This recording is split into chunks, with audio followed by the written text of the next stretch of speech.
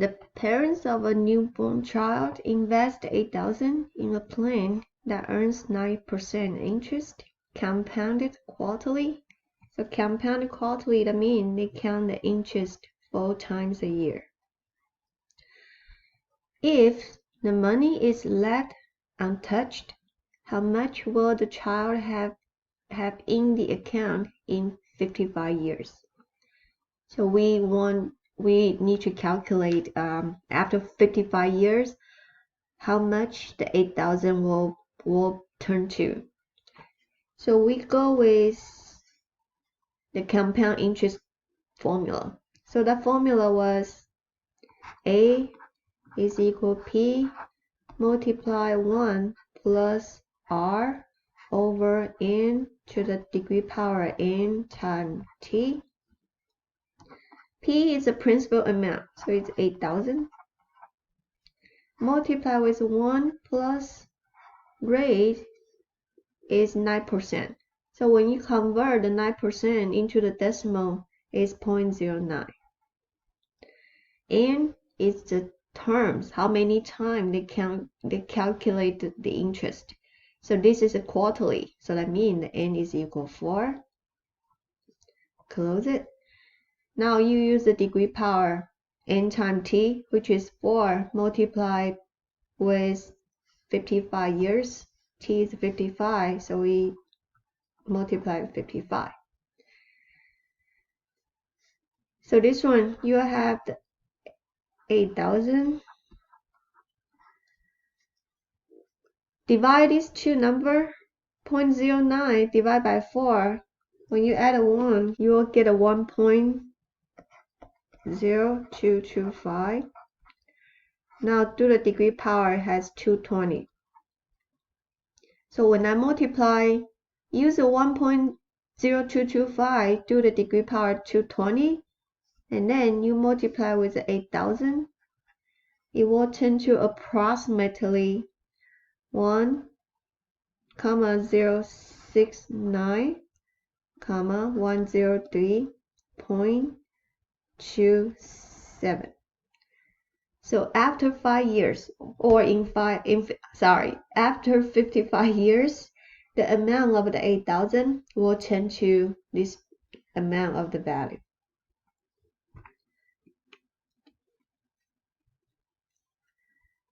And this type of question, you use a calculator to solve it, so that because the exponential power, there's no way you can do it by hand. So you type out this part into the calculator first. After you solve the amount, then you go back to multiply with 8,000. All right, this one, this future value and the present value, we do this part of question in mathematics, financial mathematics. So I'm going to skip this one. The next one would be define base E and graph base E exponential function. In mathematical model of natural events, the number we call natural E is approximately equal to 2.71828. Often appears as the base of an exponential function. So most of the time we use a base E number, we go with the continuous compound interest. Alright, that is a continuous compound. In the formula, we use the formula as A, same way, this is the final amount. P is the principal, E is the natural base E, and you can find this number on your calculator. TI-8483, you will see the E, or if you have the scientific calculator, it should have the E, natural E as well. R is the rate, T is the time, and we call this as a continuous compound interest, or compound continuously.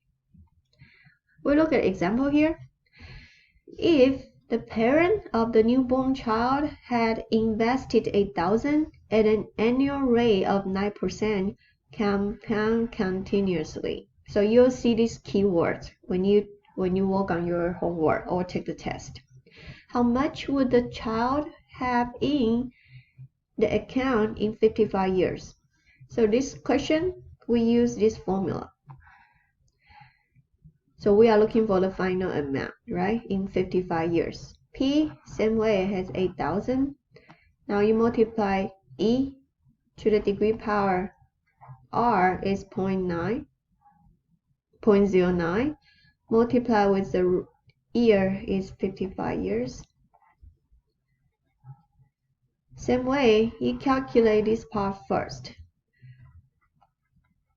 So when you multiply these two, you multiply the E to the degree power. Let me input a calculator here. So I have 0.09 multiplied 55. It gave me 1.411749,639. And then you multiply these two.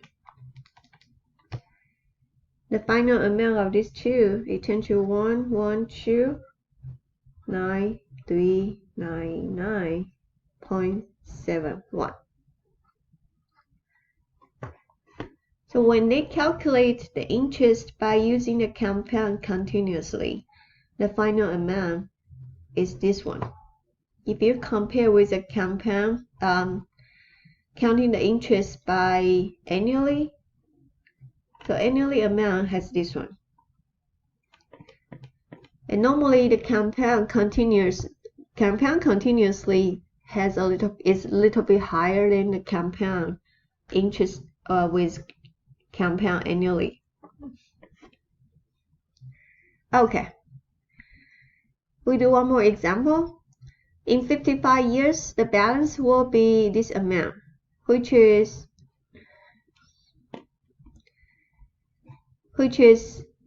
more than the amount earned with quarterly compounding. Okay. Now this is a question from your work assignment. We'll work on this one. An initial deposit is 31,000, grows at an annual rate of 10% for 20 years. Compound the final balance resulting from continuously and annually compounding. So we process different two approach. So we do the first one, continuously compounding. So we go with this formula, P multiply E to the RT. The principal amount is 31,000. Multiply with the E to the power is 10%, which is 0.1. Multiply 20 years. Same way, you calculate this part first. So here,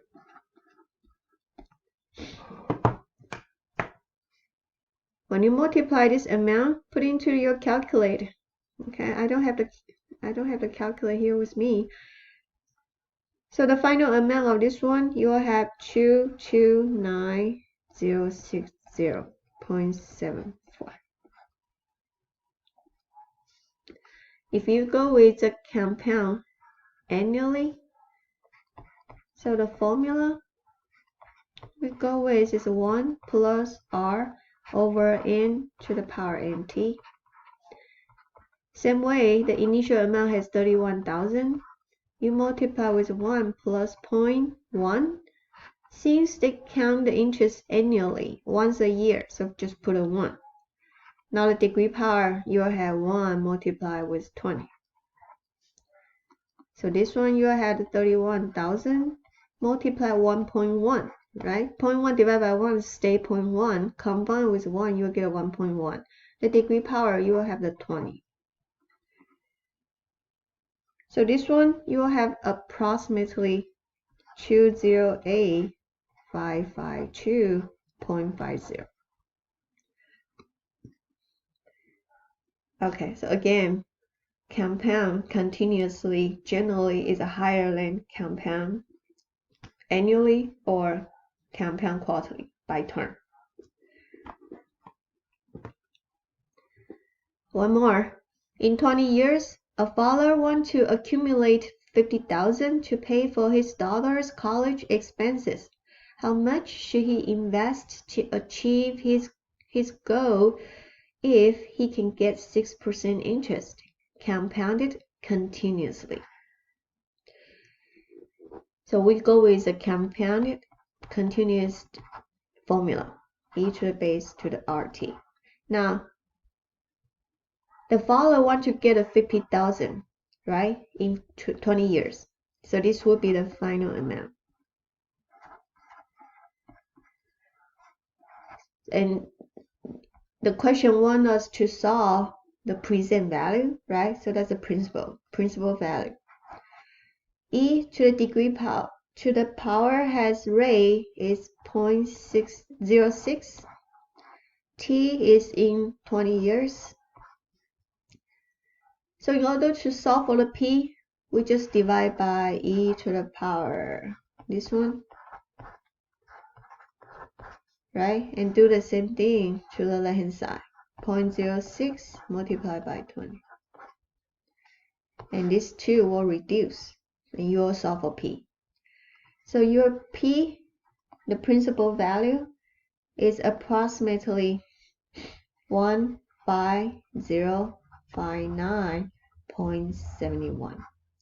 So this amount is the principal amount the father needs to invest into the account, and wait for after 20 years, it will turn to 50,000. Alright, so this is section 5.1. You can move on to your web assignment homework.